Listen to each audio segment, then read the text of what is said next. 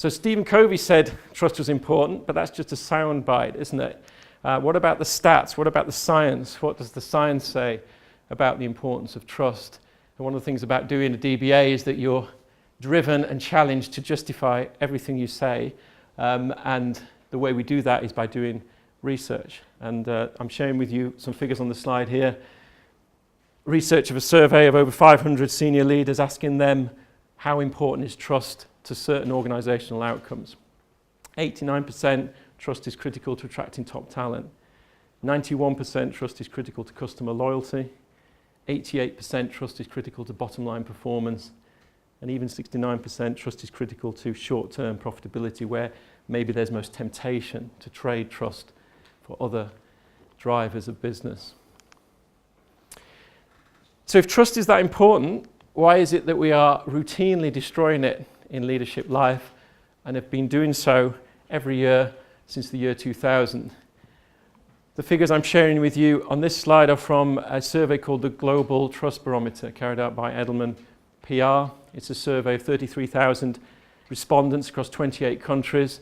It comes out in February of each year. These are the 2017 figures, and they are the worst figures on record in terms of the public's trust in leadership in various aspects of institutional life. So whether it's non-governmental organizations, business, media, government, we can see that trust, ever since the year 2000, has experienced drastic falls, such that now in all of those institutions in this country, and these are the UK figures, the challenge for leaders based on these figures now is that we've fallen below that 50% watershed. So people like me and my generation, when I came into business and I introduced myself as a leader to someone, as someone in authority, on balance, the starting point would be, I trust you because you are someone in authority. What these statistics tell us is that when it falls below 50%, on balance, on average, if I introduce myself and if you introduce yourself as a leader, as someone in authority, then on balance, the average response to that is, I don't trust you. I don't trust you for exactly that reason, that you are someone in authority. Leading in a world where people don't trust you is a very different challenge from leading in a world where people do trust you.